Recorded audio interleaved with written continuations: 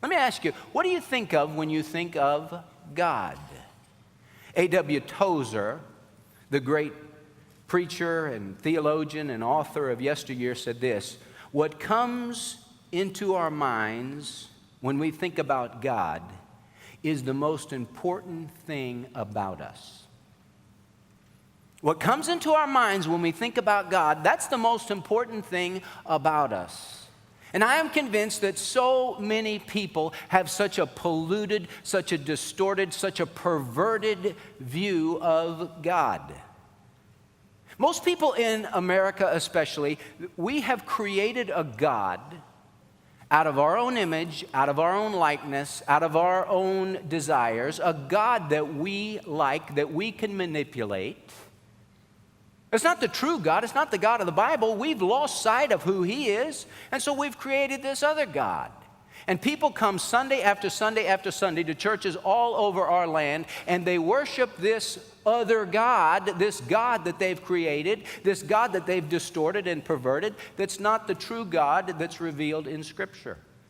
People come to church and worship a God out of their own mind, out of their own imagination, a God that they've formed, this twisted, perverted, mush God. I want to tell you something about the true God. He ain't mushy. Do you see Him for who He truly is? Isaac Watts, in the early 1700s, saw the Lord for who He truly was. He wrote these words: when I survey the wondrous cross on which the Prince of Glory died. Prince of Glory.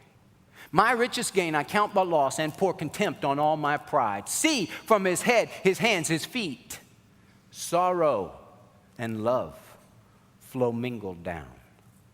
Did e'er such love and sorrow meet, or thorns compose so rich a crown? Were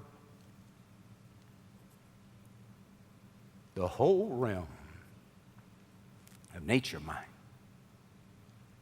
that were a present far too small, love so amazing, so divine, demands my soul, my life, my all.